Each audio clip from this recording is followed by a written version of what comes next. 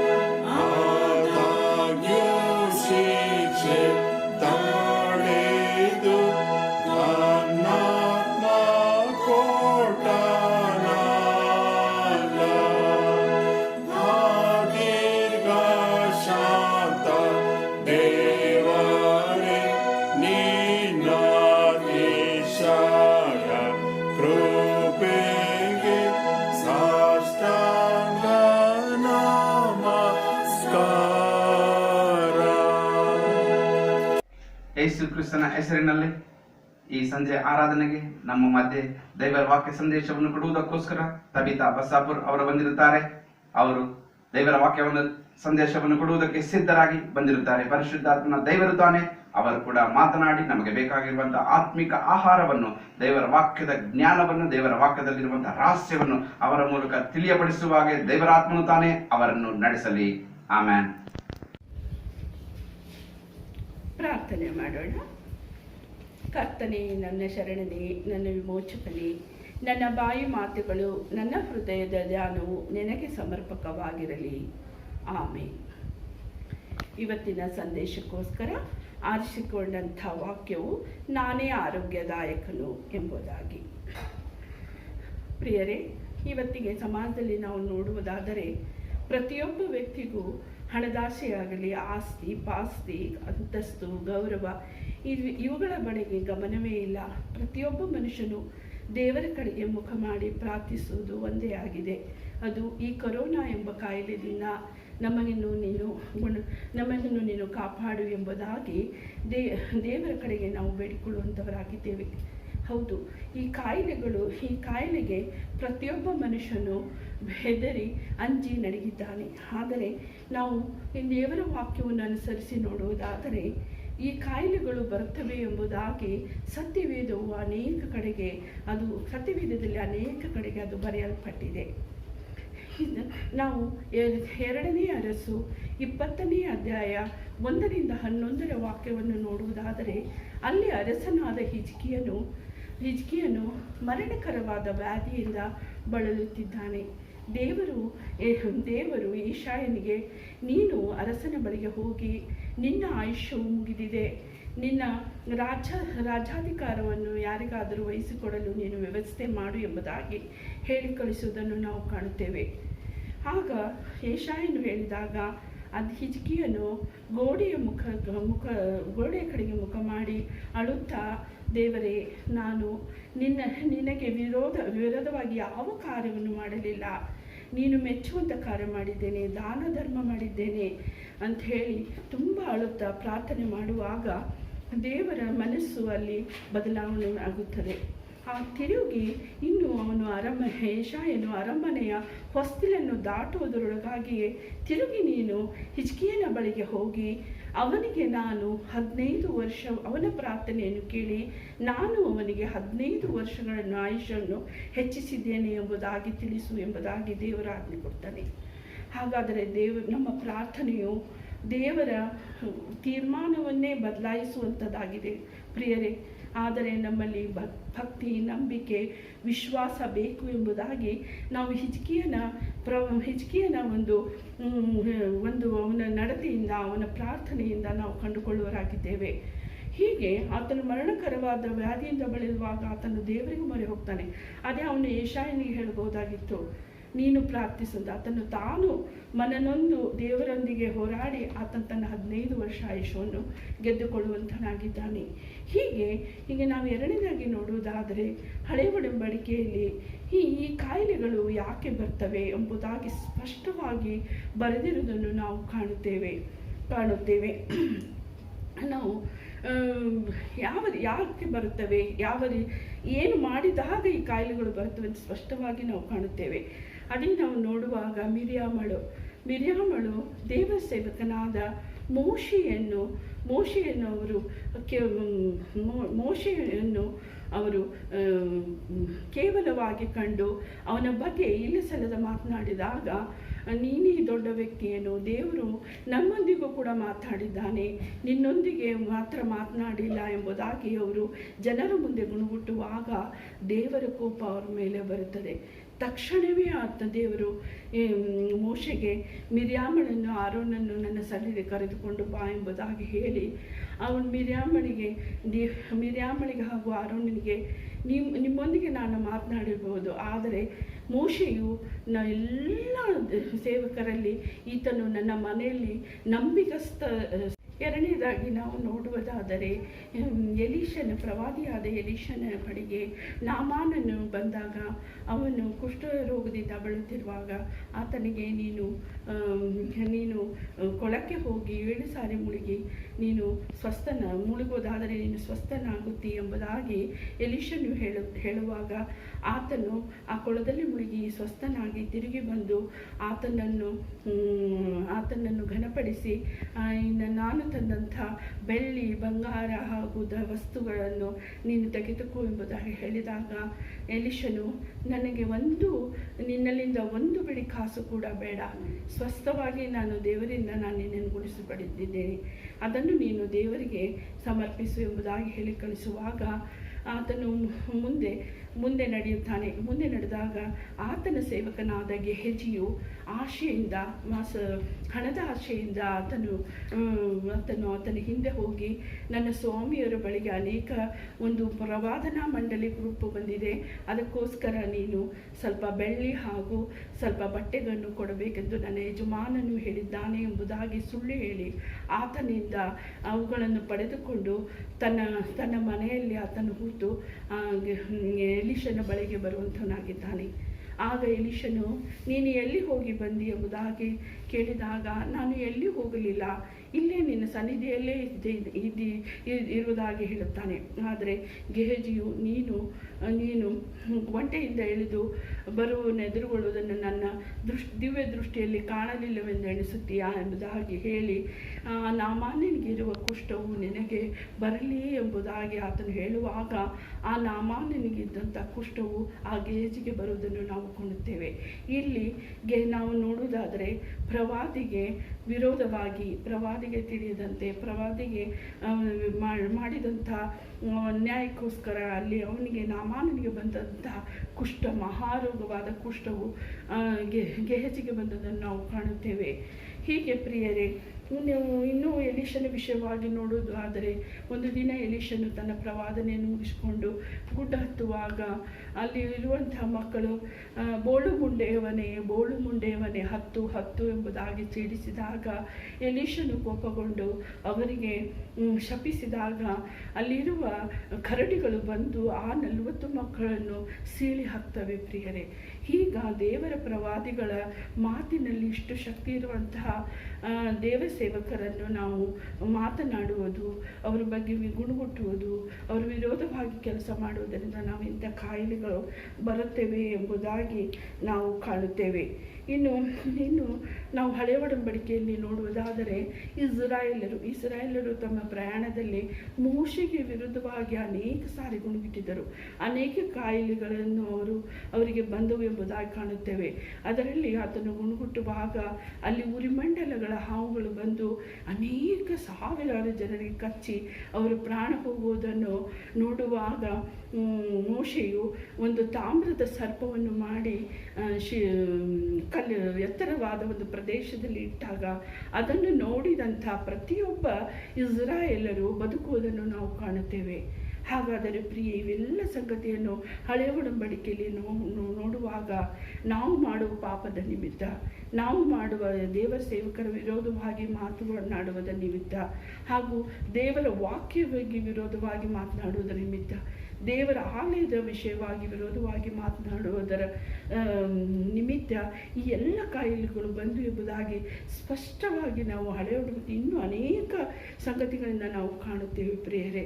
ಹಾಗಾದರೆ ಪ್ರಿಯರೇ, ನಾವು ದೇವರ ಸೇವಕರನ್ನು, ದೇವರ ಸೇವೆಯನ್ನು, ದೇವರ ಆಲಯವನ್ನು ನಾವು ಪ್ರೀತಿಸುವುದಾದರೆ ನಮಗೆ ಇಂಥ ಯಾವ ಕಾಯಿಲೆಗಳು ಬರದಂತೆ ದೇವರು ನಮ್ಮನ್ನು ಆ ಗೆಹಜಿಗೆ ತನ್ನ ಮನಸ್ಸನ್ನೇ ಬದಲಾಯಿಸಿ ಕೊಟ್ಟಂಥ ಆರೋಗ್ಯವನ್ನು ನಮಗೆ ಕೊಡದೆ, ಈ ರೀತಿಯಾಗಿ ದೇವರನ್ನು ನಾವು ನೋಡುವುದಾದರೆ ಇದು ಮನುಷ್ಯನಿಂದ ಬಂದಂಥ ಕಾಯಿಲೆ. ಈ ಕೊರೋನಾ ಎಂಬುದು ದೇವರಿಂದ ಬಂದಂಥ ಕಾಯಿಲೆ ಅಲ್ಲ. ಇದು ಮನುಷ್ಯನ ಅತಿಯಾದ ಬುದ್ಧಿಯ ನಿಮಿತ್ತವಾಗಿ ಮನುಷ್ಯನು ಕಂಡುಹಿಡಿದು ಅದನ್ನು ಪ್ರಸಾರ ಮಾಡಿದಂತಹ ಈ ರೋಗವು ದೇವರು ಒಂದೇ ಕ್ಷಣದಲ್ಲಿ ಅದನ್ನು ತಡೆಯುವ ಶಕ್ತಿ ಉಂಟು ಕರ್ತನೆ. ಆದರೆ ಇದಕ್ಕೆ ಬೇಕಾಗಿರೋದು ನಮ್ಮ ಪ್ರಾರ್ಥನೆ ಎಂಬುದಾಗಿ ಈ ಹಳೆಯ ಒಡಂಬಡಿಕೆಯ ಮುಖಾಂತರ ನಾವು ಕಾಣುವಂಥವರಾಗಿದ್ದೇವೆ. ಇನ್ನು ನಾವು ಹೊಸ ಒಡಂಬಡಿಕೆಯಲ್ಲಿ ನೋಡುವುದಾದರೆ, ನಮ್ಮ ಆರೋಗ್ಯದಾಯಕನಾದ ನಮ್ಮ ತಂದೆಯಾದ ಯೇಸು ಸ್ವಾಮಿಯು ತನ್ನ 30ನೇ ವರ್ಷದಲ್ಲಿ ತನ್ನ ಸುವಾರ್ತೆಯನ್ನು ಆರಂಭಿಸುತ್ತೆ. ಸ್ವಸ್ಥತೆಯಿಂದ ಆತನು ಪ್ರಾರಂಭಿಸಿದನು. ಅನೇಕ ರೋಗಿಗಳನ್ನು ಆತನು ಸ್ವಸ್ಥಪಡಿಸಿದನು. ಪೇತ್ರನ ಅತ್ತೆಯು ಜ್ವರದಿಂದ ಬಳಲುತ್ತಿರುವಾಗ ಆಕೆಯನ್ನು ಕೈಮುಟ್ಟಿ ಆಕೆಯ ರೋಗವನ್ನು ಆತನು ಗುಣಪಡಿಸುವುದನ್ನು ನಾವು ಕಾಣುತ್ತೇವೆ. ಹಾಗೆ ನಾವು ಎಷ್ಟೋ ಜನರು ಕುಂಟರಿಗೆ ಕಾಲು ಕೊಟ್ಟ, ಕುರುಡರಿಗೆ ಕಣ್ಣು ಕೊಟ್ಟ, ರೋಗಿಗಳಿಗೆ ಸ್ವಸ್ಥಪಡಿಸಿದ ಎಂಬ ಹಾಡನ್ನೇ ನಾವು ಹಾಡುವಂಥವರಾಗಿದ್ದೇವೆ.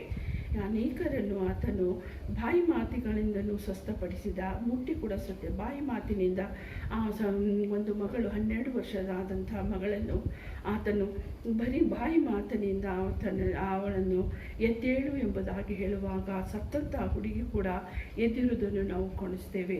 ಆತನು ಸುವಾರ್ತೆ ಸಾರುತ್ತಾ ಹೋಗುತ್ತಿರುವಾಗ ಅಲ್ಲಿ ಒಬ್ಬ ಯೌವನಸ್ಥನು ಸತ್ತಿರುವುದನ್ನು ಚಟ್ಟದ ಮೇಲೆ ಹೊತ್ತುಕೊಂಡು ಬರುತ್ತಾ ಇರುವಾಗ ತಾಯಿಯು ಒಬ್ಬನೇ ಮಗನನ್ನು ಕಳೆದುಕೊಂಡು ಗೋಳಾಡುತ್ತಿರುವಾಗ ಅಲ್ಲಿ ಯೇಸು ಸ್ವಾಮಿ ಮನನೊಂದು ಆ ಚಟ್ಟವನ್ನು ಮುಟ್ಟಿ ನಿಲ್ಲಿಸಿ, ಯೌವನಸ್ಥನೇ ನೀನು ಎದ್ದೇಳು ಎಂಬುದಾಗಿ ಹೇಳಿದಾಗ ಬರೀ ಬಾಯಿ ಮಾತಿನಿಂದ ಆತನು ಎದ್ದು ಕುಂತನು. ಅವನನ್ನು ತಗೊಂಡು ಅವನನ್ನು ಕೈ ಹಿಡಿದು ಎಬ್ಬಿಸಿ ತಾಯಿಗೆ ಒಪ್ಪಿಸುವುದನ್ನು ನಾವು ಕಾಣುತ್ತೇವೆ. ಹೀಗೆ ಅನೇಕ ರೋಗಗಳನ್ನು ಆತನು ಸ್ವಸ್ಥಪಡಿಸಿದನು. ಬಾಯಿ ಮಾತಿಂದ ಉಗುಳಿ ಕೆಸರು ಮಾಡಿ ಕಣ್ಣಿಗೆ ಹಚ್ಚಿ ಕುರುಡರನ್ನು ಕೂಡ ನಾವು ಸ್ವಸ್ಥ ಮಾಡಿಸಿದನ್ನು ನಾವು ಕಾಣುತ್ತೇವೆ. ಇವೆಲ್ಲ ಬಾಯಿ ಮಾತುಗಳಿಂದ ಆತನು ಮಾಡಿದನು. ಅನೇಕರನ್ನು ಸ್ವಸ್ಥ ಮಾಡಿದ್ದನ್ನು ನಾವು ಕಾಣುತ್ತೇವೆ. ಹಾಗಾದರೆ ಪ್ರಿಯರೇ, ಬಾಯಿ ಮಾತಿನಲ್ಲದೆ ವಿಶ್ವಾಸದಿಂದ ನಂಬಿಕೆಯಿಂದ ಕೂಡ ಗುಣ ಹೊಂದಿದ್ದನ್ನು ಯೇಸು ಸ್ವಾಮಿ ಇರುವಂಥ ಸಮಯದಲ್ಲೇ ನಾವು ಕಾಣುತ್ತೇವೆ. ಆತನು ಒಂದು ದಿನ ಸುವಾರ್ತೆ ಸಾರುತ್ತಾ ಹೋಗುವಾಗ ರಕ್ತ ಕುಸುಮ ರೋಗಿಯು ಬಳಲುತ್ತಿರುವ ರೋಗಿಯು ಆಕೆಯ ಹಿಂದ್ಗಡೆ ಬಂದು ಆಕೆಯ ಉಡುಪನ್ನು ಮುಟ್ಟಿದ ತಕ್ಷಣವೇ ಆಕೆ ಗುಣ ಹೊಂದುತ್ತಾಳೆ. ಅಲ್ಲಿ ನಂಬಿಕೆಗೆ ಮಹತ್ವ ಬರುತ್ತೇವೆ. ಅಲ್ಲಿ ಯೇಸು ಸ್ವಾಮಿಗೆ ಅದು ತಿಳಿದಿರಲೇ ಇಲ್ಲ, ಅಲ್ಲೊಬ್ಬ ರಕ್ತ ಕುಸುಮ ರೋಗಿ ಇದ್ದಾಳೆ, ಅವಳನ್ನು ನಾನು ಗುಣಪಡಿಸಬೇಕೆಂಬುದಾಗಿ ಆತನಿಗೆ ತಿಳಿದೇ ಇರಲಿಲ್ಲ. ಆದರೆ ಆ ರಕ್ತ ಕುಸುಮ ರೋಗಿಯ ನಂಬಿಕೆಯಿಂದ ಆಕೆ ಸ್ವಸ್ಥ ಹೊಂದುವುದನ್ನು ನಾವು ಕಾಣುತ್ತೇವೆ. ಯೇಸು ಸ್ವಾಮಿ ತಿರುಗಿ ನಿಂತು, ಯಾರು ನನ್ನನ್ನು ಮುಟ್ಟಿದ್ದು ಎಂಬುದಾಗಿ ನೋಡುವಾಗ ಅಲ್ಲಿ ಶಿಷ್ಯರು ಹೇಳ್ತಾರೆ, ಎಷ್ಟು ಜನಗಳಿದೆ ಇಲ್ಲಿ, ನಿನ್ನನ್ನು ಎಷ್ಟೋ ಜನರು ಮುಟ್ಟುತ್ತಾ ಇದ್ದಾರೆ, ಹಾಗೂ ದುಗಿಸ್ತಾ ಇದ್ದಾರೆ, ನೀನು ಯಾರು ಮುಟ್ಟಿದ್ರು ಎಂಬುದಾಗಿ ಕೇಳ್ತಾ ಇದೆಯಲ್ಲ ಸ್ವಾಮಿ ಎನ್ನುವಾಗ, ಇಲ್ಲ ಯಾರೋ ನನ್ನನ್ನು ಮುಟ್ಟಿದ್ರು ಎಂಬುದಾಗಿ ಹೇಳುವಾಗ ಆ ರಕ್ತ ಕುಸುಮ ರೋಗಿಯು, ಸ್ವಾಮಿ ನಾನು ಮುಟ್ಟಿದ್ದೇನೆ, ಹೀಗೆ ನನಗೆ ಅನೇಕ ವರ್ಷದಿಂದ ಈ ಕಾಯಿಲೆ ಇತ್ತು, ನಿನ್ನ ಉಡುಪಿನ ಒಂದು ಗೊಂಡೆ ಮುಟ್ಟಿದ ತಕ್ಷಣವೇ ನನ್ನ ರೋಗ ವಾಸಿ ಆಯಿತು ಎಂಬುದಾಗಿ ನಡುಗುತ್ತಾ ಹೇಳುವಾಗ ಯೇಸು ಸ್ವಾಮಿ, ಬಲಾ ನಂಬಿಗಸ್ತ ಸ್ತ್ರೀ ನೀನು, ನಿನ್ನ ನಂಬಿಕೆ ನಿನ್ನನ್ನು ಸ್ವಸ್ಥಪಡಿಸಿತು ಎಂಬುದಾಗಿ ಯೇಸು ಸ್ವಾಮಿ ಹೇಳುವುದನ್ನು ನಾವು ಕಾಣುತ್ತೇವೆ. ಅದೇ ರೀತಿಯಾಗಿ ನಾವು ಒಬ್ಬ ಶತಾಧಿಪತಿಯನ್ನು ನೋಡ್ತಾರೆ. ಶತಾಧಿಪತಿಯು ಬಹಳವಾದ ಕಾಯಿಲೆಯಿಂದ ಬಳಲುತ್ತಾ ಮನೆಗೆ ಮಲಗಿರುವಾಗ ಆ ಶತಾಧಿಪತಿ ಯೇಸು ಸ್ವಾಮಿಯ ಬಳಿಗೆ ಬಂದು, ಸ್ವಾಮಿ ನೀನು ನನ್ನ ಮನೆಗೆ ಬರುವಂತಹ ಯೋಗ್ಯತೆ ನನಗಿಲ್ಲ, ನೀನು ನಿನ್ನ ಬಾಯಿ ಮಾತಿನಿಂದ ಇಲ್ಲಿ ಹೇಳುವಾಗ ಅಲ್ಲಿ ನನ್ನ ಹಾಳು ಗುಣ ಹೊಂದುತ್ತಾನೆ ಎಂಬುದಾಗಿ ನನಗೆ ಗೊತ್ತುಂಟು ಎಂಬುದಾಗಿ ಹೇಳ್ತಾನೆ. ಅಷ್ಟು ಬಲವಾದ ನಂಬಿಕೆಯನ್ನು ಕಂಡು ಯೇಸು ಸ್ವಾಮಿ, ಇಂಥ ನಂಬಿಕೆಯನ್ನು ನಾನು ಇಸ್ರಾಯೇಲ್ ಜನಾಂಗದಲ್ಲಿ ಕಾಣಲೇ ಇಲ್ಲ ಎಂಬುದಾಗಿ ಹೇಳಿ, ನಿನ್ನ ಆಳು ಸ್ವಸ್ಥ ಹೊಂದುತ್ತಾನೆ ಎಂಬುದಾಗಿ ಹೇಳುವಾಗ ಅದೇ ಗಳಿಗೆಯಲ್ಲಿ ಮಲಗಿರುವಂಥ ಆಳು ಸ್ವಸ್ಥ ಹೊಂದಿದ್ದನ್ನು ನಾವು ಕಾಣುತ್ತೇವೆ. ಇನ್ನು ಗುಂಪಿನ ನಂಬಿಕೆಯನ್ನು ನಾವು ನೋಡುವುದಾದರೆ, ಯೇಸು ಸ್ವಾಮಿ ಒಂದು ಮನೆಯಲ್ಲಿ ಸುವಾರ್ತೆ ಸಾರುವಾಗ ಒಂದು ಗುಂಪು ಪಾರ್ಶ್ವವಾಯು ರೋಗಿಯನ್ನು ಮಾಳಿಗೆ ಮೇಲಿಂದ, ಯಾಕಂದರೆ ಅವರಿಗೆ ಒಳಗೆ ಬರಲಿಕ್ಕೆ ಸ್ಥಳನೇ ಇಲ್ಲದ ಕಾರಣ ಮಾಳಿಗೆ ಮುಖಾಂತರ ಅವರು ಒಂದು ಜೋಳಿಗೆ ಮಾಡಿ ಅವನನ್ನು ಮಲಗಿಸಿ 4 ಕಡೆಯಿಂದ ಯೇಸು ಸ್ವಾಮಿಯ ಎದುರಿಗೆ ಅವನನ್ನು ಇಳಿಸುವುದು ಕಾಣುತ್ತೇವೆ. ಆಗ ಆತನು, ನಿನ್ನ ಪಾಪಗಳು ಕ್ಷಮಿಸಲ್ಪಟ್ಟಿದೆ, ನಿನ್ನ ಹಾಸಿಗೆಯನ್ನು ತೆಗೆದುಕೊಂಡು ಹೋಗು ಎಂಬುದಾಗಿ ಹೇಳುವುದನ್ನು ನಾವು ನೋಡ್ತೇವೆ. ಅಲ್ಲಿ ಗುಂಪಿನ ನಂಬಿಕೆ. ಯೇಸು ಸ್ವಾಮಿಯ ಬಳಿಗೆ ಈತನನ್ನು ಕರೆದುಕೊಂಡು ಬಂದರೆ ಈತನು ಗುಣ ಹೊಂದುತ್ತಾನೆ ಎಂಬುದಾಗಿ ಅವನನ್ನು ಇಳಿಸುವವರಿಗೂ ನಂಬಿಕೆ ಇತ್ತು, ಹಾಗೂ ಅಲ್ಲಿ ರೋಗದಿಂದ ಬಳಲುತ್ತಿರುವಂಥ ಆ ಮನುಷ್ಯನಿಗೂ ಕೂಡ ಆ ನಂಬಿಕೆ ಇತ್ತು. ಹೀಗೆ ಅನೇಕ ನಂಬಿಕೆ ವಿಷಯವಾಗಿ ನೋಡುವುದಾದರೆ ನಾವು ಅನೇಕರು ಯೇಸು ಸ್ವಾಮಿಯ ಇಚ್ಛೆ ಇಲ್ಲದೆ ತಮ್ಮ ನಂಬಿಕೆಯಿಂದ ಈ ಪಾರ್ಶ್ವವಾಯು ರೋಗಿ, ಶತಾಧಿಪತಿ ಆಳು ಹಾಗೂ ಈ ರಕ್ತ ಕುಸುಮ ರೋಗಿಗಳು ತಮ್ಮ ನಂಬಿಕೆಯಿಂದ ಗುಣ ಹೊಂದಿದ್ದನ್ನು ನಾವು ನೋಡ್ತೇವೆ. ಈ ನಂಬಿಕೆ ಹಾಗಾದರೆ ನಾವು ಹಳೆ ಒಡಂಬಡಿಕೆಯಲ್ಲಿ ನಮ್ಮ ಪಾಪಗಳು ನಿಮಿತ್ತ, ನಾವು ದೇವರ ವಿರೋಧವಾಗಿ ಮಾತನಾಡುವುದರ ನಿಮಿತ್ತ, ಹಾಗೂ ನಮ್ಮ ದೇವಾಲಯದ ವಿರೋಧವಾಗಿ ಮಾತನಾಡೋದಕ್ಕೆ ಅನೇಕ ನಮ್ಮ ತಪ್ಪುಗಳಿಂದ, ನಮ್ಮ ಪಾಪಗಳಿಂದ ರೋಗವು ಬರುತ್ತವೆ ಎಂಬುದಾಗಿ ನಾವು ಹಳೆ ಒಡಂಬಡಿಕೆಯಲ್ಲಿ ಕಾಣುತ್ತೇವೆ. ಹಾಗೂ ಹೊಸ ಒಡಂಬಡಿಕೆಯಲ್ಲಿ ನಾವು ನೋಡೋದಾದರೆ ಯೇಸು ಸ್ವಾಮಿ ಪ್ರೀತಿಯಿಂದ ಗುಣಪಡಿಸಿದ್ದನ್ನು ನೋಡುತ್ತೇವೆ. ನಂಬಿಕೆಯಿಂದ ನಾವು ಸ್ವಸ್ಥತೆಯನ್ನು ಹೊಂದಬಹುದು ಎಂಬುದಾಗಿ ಕೂಡ ಸತ್ಯವೇದವು ನಮಗೆ ಹೇಳುವುದನ್ನು ನಾವು ಕಾಣುತ್ತೇವೆ. ಹಾಗಾದರೆ ಪ್ರಿಯರೇ, ಈಗ ನಮಗೆ ಬೇಕಾಗಿದ್ದು ಏನು? ಸ್ವಸ್ಥತೆ. ಹಾಗಾದರೆ ಈ ಸ್ವಸ್ಥತೆ ನಾವು ಹೇಗೆ ಪಡೆಯಬಹುದು? ಇದು ನಮ್ಮ ನಂಬಿಕೆಯಿಂದಲೇ. ನಾವು ನಮ್ಮ ನಂಬಿಕೆಯಿಂದ ದೇವರ ಮೇಲೆ ವಿಶ್ವಾಸವಿಟ್ಟು ನಮ್ಮ ಎಲ್ಲ ಪಾಪಗಳನ್ನು ಕ್ಷಮಿಸು ಎಂಬುದಾಗಿ ಅಂಗಲಾಚಿ ಬೇಡಿಕೊಳ್ಳುತ್ತಾ ಆ ಹಿಜ್ಕೀಯನ ಹಾಗೆ ಅಳುತ್ತಾ ನಾವು ಬೇಡುವುದಾದರೆ ನಮ್ಮ ಪ್ರಾರ್ಥನೆಯನ್ನು ದೇವರು ಕೇಳಲಿ. ನಮ್ಮ ತಂದೆಯಾದ ದೇವರು ಎಷ್ಟು ಬೇಗ ಆತನು ಮನಮರುಗೋನು ಎಂಬುದಾಗಿ ನಾವು ಅಲ್ಲಿ ಕಾಣುವರಾಗಿದ್ದೇವೆ. ಹಿಜ್ಕೀಯನ ಒಂದು ನೋಡಿದರೆ ಬರೀ ಅವನು ಇನ್ನೂ ಹೊಸ್ತಲು ದಾಟಿರಲಿಲ್ಲ, ಆವಾಗಲೇ ಹೋಗು ಆತನಿಗೆ 15 ವರ್ಷ ಆಯುಷ್ಯ ಕೊಟ್ಟಿದ್ದೇನೆ ಎಂಬಂತ ಮನಮರುಗಿ ಆತನು ಹೇಳೋದನ್ನು ನಾವು ಕಾಣ್ತೇವೆ. ಹಾಗಾದರೆ ನಾವೆಲ್ಲರೂ ಒಟ್ಟಾಗಿ ನಂಬಿಕೆಯಿಂದ ವಿಶ್ವಾಸದಿಂದ ದೇವರನ್ನು ಪ್ರಾರ್ಥಿಸುವುದಾದರೆ ಈ ಕೊರೋನಾ ಎಂಬ ಕಾಯಿಲೆ ನಮ್ಮ ಸಭೆಯ ಜನರಿಗಾಗಲಿ, ನಮ್ಮ ಎಲ್ಲ ಕ್ರೈಸ್ತರಿಗಾಗಲಿ, ಕ್ರೈಸ್ತ ಮಕ್ಕಳಿಗಾಗಲಿ ಯಾರಿಗೂ ಬಾಧಿಸದಂತೆ ಇದು ಹೋಗೋದಂತೂ ಖಂಡಿತ ಪ್ರಿಯರೇ. ಹಾಗಾದರೆ ಈಗಿನ ಸಮಯದಲ್ಲಿ ನಾವೆಲ್ಲರೂ ಒಟ್ಟಾಗಿ ಒಂದೇ ಕಡೆ ಕೂಡಿ ಪ್ರಾರ್ಥಿಸುವ ಹಾಗಿಲ್ಲ. ಯಾಕಂದರೆ ಒಂದೇ ಕಡೆ ಕೂಡಲೇಬಾರದು ಎಂಬುದು ಸರ್ಕಾರದಿಂದ ಒಂದು ಆರ್ಡರ್ ಇರುವುದರಿಂದ ಅದನ್ನೇ ನಾವು ನಂಬಿಕೊಂಡು ನಾವು ಸುತ್ತು ಕೂತ್ಕೊಳ್ಳೋದು ಬರಲ್ಲ.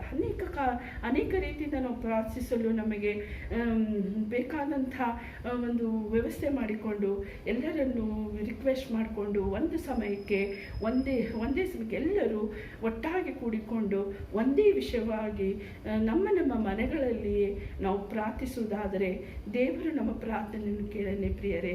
ನಾವು ಅನೇಕ ಸಾರಿ ನಾನು ಈ 3 ತಿಂಗಳಲ್ಲಿ ರೆವರೆಂಡ್ ದಿವಾಕರ್ ಪಾಸ್ಟ್ರು ನನಗೆ ಅನೇಕ ಸಾರಿ ರಿಕ್ವೆಸ್ಟ್ ಮಾಡಿಕೊಂಡ್ರು, ಅಮ್ಮ ನಾವು ದಿನ 7:30 8:30 ದಿನ ಬಿಟ್ಟು ದಿನ ಒಂದೇ ಸಮಯದಲ್ಲಿ ನಾವೆಲ್ಲ ಪಾಸ್ಟ್ರು ಪ್ರಾರ್ಥನೆ ಮಾಡ್ತಾ ಇದ್ದೀವಿ, ನೀನು ನಮ್ಮ ಪ್ರಾರ್ಥನೆಗೆ ಜಾಯಿನ್ ಆಗ್ತೀಯಾ ಅಂತ ಕೇಳುವಾಗ ನಾನು ಒಂದು ಕೇವಲ ಹೆಣ್ಮಗು, ನಾನು ಯಾಕೆ ಪಾಸ್ಟ್ರ್ ಜೊತೆ ಪ್ರಾರ್ಥನೆ ಮಾಡೋದು? ಆದರೂ ಕೂಡ ಒಂದು ಮನಸ್ಸು ಒಂದು ದೇವ ಸೇವಕರು ನನಗೆ ರಿಕ್ವೆಸ್ಟ್ ಮಾಡುವಾಗ ನಾನೇಕ ಬೇಡ ಅಂತ ಹೇಳಬೇಕು ಅನ್ನೋದಾಗಿ ಅಂದುಕೊಂಡು ಅವರು ನನಗೆ ಮೆಸೇಜ್ ಕಳಿಸಿದಾಗೆಲ್ಲ ಒಂದು ದಿನ ಬಿಟ್ಟು ಒಂದು ದಿನ 7:30 to 8 ನಾವು ಒಂದೇ ವಿಷಯವಾಗಿ, ಕೊರೋನಾ ವಿಷಯವಾಗಿ, ಪಾಪಗಳಿಗಾಗಿ ವಿಷಯವಾಗಿ, ಹಾಗೂ ಈ ದೇಶದ ಸುವಾರ್ತೆ ಸಾರಲ್ಪಡಬೇಕು, ಇಲ್ಲಿ ಕ್ರೈಸ್ತರಿಗೆ ಯಾವ ಬಾಧೆಗಳು ಬರಬಾರದು ಎಂಬುದಾಗಿ ನಾವು 3 ವಿಷಯವಾಗಿ ಸತತವಾಗಿ 3 ತಿಂಗಳಿಂದ ನಾವು ದಿನ ಬಿಟ್ಟು ದಿನ ಪ್ರಾರ್ಥಿಸುತ್ತಾ ಇದ್ದೇವೆ. ಹೀಗೆ ನಮ್ಮ ಸಭೆಯಲ್ಲಿ ಕೂಡ ನಾವು ಮಾಡುವುದಾದರೆ ದೇವರು ಅದನ್ನು ಕೂಡ ಮೆಚ್ಚುವಂತವನಾಗಿದ್ದಾನೆ. ಸ್ವಾಮಿಯು ಯಾವಾಗಲೂ ಆತನನ್ನು ಕೂಗುವಾಗ ಆತನೆಂದೂ ಕಿವಿಗೊಡದೇ ಇರುವುದಿಲ್ಲ. ನಮ್ಮ ಪ್ರಾರ್ಥನೆ, ನಮ್ಮ ನಂಬಿಕೆ, ನಮ್ಮ ವಿಶ್ವಾಸ ಇದಕ್ಕಾಗಿ ಹೀಗೆ ನಾವು ಕೂಡ ನಮ್ಮ ಸಭೆಯಲ್ಲಿ ಒಂದೇ ವಿಷಯವಾಗಿ ಎಲ್ಲರೂ ಕೂಡಿ ಪ್ರಾರ್ಥಿಸುವುದಾದರೆ ದೇವರು ನಮ್ಮ ಪ್ರಾರ್ಥನೆಯನ್ನು ಕೇಳನೆ ಪ್ರಿಯರೇ. ಹೀಗೆ ನಮ್ಮ ಎಲ್ಲ ದೇವರ ಹಳೆ ಒಡಂಬಡಿಕೆ ವಿಷಯವಾಗಿ ನೋಡುತ್ತಾ, ಹೊಸ ಒಡಂಬಡಿಕೆ ನೋಡುತ್ತಾ ನಾವು ಕರ್ತನ ಕಡೆಗೆ ತಿರುಗಿಕೊಂಡು ನಾವೆಲ್ಲ ಕರ್ತನ ಆಶೀರ್ವಾದ ಹೊಂದುವರಂತೆ ಈ ವಾಕ್ಯವನ್ನು ದೇವರು ಆಶೀರ್ವದಿಸಲಿ. ಆಮೆನ್. ಒಳ್ಳೆಯ ದೇವರ ವಾಕ್ಯ ಸಂದೇಶವನ್ನು ಕೊಟ್ಟಿರುವಂತಹ ತಬಿತಾ ಬಸಾಪುರ ಅವರ ಕುಟುಂಬದವರಿಗೂ ಮತ್ತು ಅವರಿಗೂ ಯೇಸು ಕ್ರಿಸ್ತನ ಹೆಸರಿನಲ್ಲಿ ವಿಶೇಷವಾದ ವಂದನೆಗಳನ್ನು ಸಲ್ಲಿಸುವನಾಗಿರುತ್ತೇನೆ. ಅವರನ್ನು, ಅವರ ಜೀವಿತವನ್ನು, ಅವರ ಕುಟುಂಬವನ್ನು ದೇವರ ಆತ್ಮನ ನಡೆಸುವಿಕೆಯಲ್ಲಿ ಪರಿಶುದ್ಧಾತ್ಮನ ದೇವರು ವಿಶೇಷವಾದ ಆಶೀರ್ವಾದಗಳನ್ನು ಅವರಿಗೆ ದಯಪಾಲಿಸಿ ವಿಶೇಷವಾದ ಆರೋಗ್ಯವನ್ನು ಅವರಿಗೆ ಕೊಟ್ಟು ಅವರನ್ನು ನಡೆಸಲಿ. ಮಾತ್ರವಲ್ಲದೆ ಇನ್ನು ಯಾರ್ಯಾರು ದೇವರ ವಾಕ್ಯ ಸಂದೇಶವನ್ನು ಕೊಡುವುದಕ್ಕೆ ನಿಮಗೆ ಆಸಕ್ತಿ ಇದ್ದರೆ ಫೋನ್ ಮಾಡ್ರಿ, ವಿಡಿಯೋ ರೆಕಾರ್ಡ್ ಮಾಡ್ರಿ, ಕಳಿಸ್ರಿ. ಆ ವಿಡಿಯೋ ಯೂಟ್ಯೂಬ್ಗೆ ಹಾಕ್ತೀವಿ. ನಮ್ಮ ಸಭೆಯ ಪ್ರತಿಯೊಬ್ಬರು ಅದನ್ನು ನೋಡ್ತಾರೆ. ನಮ್ಮಲ್ಲಿ, ನಮ್ಮ ಕುಟುಂಬದಲ್ಲಿ, ನಮ್ಮ ಮನೆಯಲ್ಲಿ, ನಮ್ಮ ಸಭೆಯಲ್ಲಿ ದೇವರ ವಾಕ್ಯವನ್ನು ಹೇಳುವಂತಹ ದೈವ ಜನರು ಎದ್ದಿದ್ದಾರೆ ಎಂಬುದಾಗಿ ಪರಿಶುದ್ಧಾತ್ಮನ ದೇವರು ಪರಲೋಕದಿಂದ ನಮ್ಮನ್ನು ನೋಡಿ ಸಂತೋಷ ಪಡುವವನಾಗಿದ್ದಾನೆ. ಪ್ರಾರ್ಥನೆ ಮಾಡುವುದಕ್ಕೆ ಆಸಕ್ತಿ ಇದ್ದರೆ ಪ್ರಾರ್ಥನೆಗಳನ್ನು ಮಾಡಿ ವಿಡಿಯೋಗಳನ್ನು ಕಳಿಸಿಕೊಡ್ರಿ. ಆ ಪ್ರಾರ್ಥನೆಯ ವಿಜ್ಞಾಪನೆಗಳನ್ನು, ಆ ಪ್ರಾರ್ಥನೆಯನ್ನು ಯೂಟ್ಯೂಬ್ಗೆ ಹಾಕ್ತೀವಿ. ದೇವರ ವಾಕ್ಯ ಸಂದೇಶ ಮಾತ್ರವಲ್ಲದೆ ಪ್ರಾರ್ಥನೆಗಳನ್ನು ಕೇಳುವಂತ ಪ್ರತಿಯೊಬ್ಬರ ಪ್ರಾರ್ಥನೆಯು ತಂದೆಯಾದ ದೇವರನ್ನು ಕೇಳುವಾತನಾಗಿದ್ದಾನೆ, ನೋಡುವಾತನಾಗಿದ್ದಾನೆ. ವಿಶೇಷವಾದ ಪ್ರತಿಫಲವನ್ನು ಯೇಸು ಕ್ರಿಸ್ತನ ಹೆಸರಿನಲ್ಲಿ ನೀವೆಲ್ಲರೂ ಹೊಂದಿಕೊಳ್ಳುತ್ತಿದ್ದೀರಾ. ಪ್ರಾರ್ಥನೆ ಮಾಡೋಣ. ನಮ್ಮನ್ನು ಬಹಳವಾಗಿ ಪ್ರೀತಿ ಮಾಡುವಂತ ಪರಲೋಕ ತಂದೆಯಾದ ದೇವರೇ, ನಿನ್ನ ನಾಮಕ್ಕೆ ಸ್ತೋತ್ರವನ್ನು ಸಲ್ಲಿಸುತ್ತೇನೆ. ದೇವರೇ, ಒಳ್ಳೆಯ ವಾಕ್ಯ ದೇವರ ಸಂದೇಶವನ್ನು ಕೊಟ್ಟಂತ ತಬಿತಾ ಬಸಾಪುರ ಅವರ ಕುಟುಂಬಕ್ಕೆ ನಿನ್ನ ಮಹಾಕೃಪೆಯಲ್ಲಿ ಅವರನ್ನು ನೀನು ನಡೆಸು ಸ್ವಾಮಿ. ನಿನ್ನ ಆಶೀರ್ವಾದವನ್ನು ದಯಪಾಲಿಸು, ವಿಶೇಷವಾದ ಜ್ಞಾನವನ್ನು ಕೊಟ್ಟು ನಡೆಸು. ಇನ್ನು ಯಾರ್ಯಾರು ಆಸಕ್ತಿಯಿಂದ ಇದ್ದಾರೋ ಪ್ರಾರ್ಥನೆಯನ್ನು ಮಾಡುವುದಕ್ಕೋಸ್ಕರ, ಪ್ರಾರ್ಥನೆ ವಿಜ್ಞಾಪನೆಗಳನ್ನು ನಿನ್ನ ಸನ್ನಿಧಿಗೆ ಮುಟ್ಟುವುದಕ್ಕೋಸ್ಕರ ಯಾರ್ಯಾರು ಆಸಕ್ತಿಯಿಂದ ಇದ್ದಾರೋ, ದೇವರ ವಾಕ್ಯ ಸಂದೇಶವನ್ನು ಕೊಡುವುದಕ್ಕೆ ಯಾರ್ಯಾರು ಸಿದ್ಧವಾಗಿದ್ದಾರೋ ಅವರ ಸಂಗಡ ನೀನು ಮಾತನಾಡು. ಅವರಿಗೆ ಒಳ್ಳೆಯ ಪ್ರೇರೇಪಣೆ ಕೊಡಿ ದೇವರೇ. ಉದ್ದೇಶವನ್ನು, ಪ್ರಯತ್ನವನ್ನು ನೀನು ನಿನ್ನ ಮಕ್ಕಳ ಜೀವಿತದಲ್ಲಿ ನಿನ್ನ ನಾಮದ ಮಹಿಮೆಗೋಸ್ಕರ ಇಡುವಂತ ದೈವರಾಗಿದ್ದೀಯಾ. ನಿನ್ನ ಘನಚಿತ್ತ ಪ್ರತಿ ಒಬ್ಬೊಬ್ಬರ ಜೀವಿತದಲ್ಲಿ ಯೇಸು ಕ್ರಿಸ್ತನ ಹೆಸರಿನಲ್ಲಿ ನೆರವೇರಬೇಕು. ಕೊರೋನಾ ಎಂಬ ರೋಗವನ್ನು ಶೀಘ್ರವಾಗಿಯೇ ಈ ಭೂಮಿಯ ಮೇಲೆ ಇಲ್ಲದಂತೆ ಮಾಡು. ಆ ರೋಗದಿಂದ ಯಾರ್ಯಾರು ನರಳುತ್ತಿದ್ದಾರೋ, ಬಳಲುತ್ತಿದ್ದಾರೋ, ವಿಧ ವಿಧವಾದ ಕಾಯಿಲೆಗಳಲ್ಲಿ, ಕಷ್ಟಗಳಲ್ಲಿ ಸಿಕ್ಕು ಹಾಕಿಕೊಂಡಿದ್ದಾರೋ ಅವರ ಮೇಲೆ ನಿನ್ನ ದಿವ್ಯವಾದ ಹಸ್ತವನ್ನು ಚಾಚಿ ಆರೋಗ್ಯವನ್ನು ದಯಪಾಲಿಸಿಕೊಡು. ನಿನ್ನ ಕೃಪೆಯಲ್ಲಿ ನಡೆಸು. ಪ್ರತಿಯೊಬ್ಬೊಬ್ಬರು ನಿನ್ನ ನಾಮದ ಮಹಿಮೆಗೋಸ್ಕರ ಪರಿಶುದ್ಧರಾಗಿ ನಿಲ್ಲಲು ನೀನು ಕೃಪೆ ತೋರು ಸ್ವಾಮಿ. ನೀನೇ ಆಶೀರ್ವಾದ ಮಾಡು. ಕೇಳುವುದಕ್ಕಿಂತಲೂ, ನಾವು ನಿನ್ನಲ್ಲಿ ಬೇಡುವುದಕ್ಕಿಂತಲೂ ಅತ್ಯಧಿಕವಾದದ್ದನ್ನು ನೀನು ನಮ್ಮ ಪ್ರತಿಯೊಬ್ಬೊಬ್ಬರ ಜೀವಿತದಲ್ಲಿ ಮಾಡಬೇಕೆಂದು ಯೇಸುವಿನ ನಾಮದಲ್ಲಿ ಬೇಡುತ್ತೇನೆ ದೇವ, ಆಮೆನ್.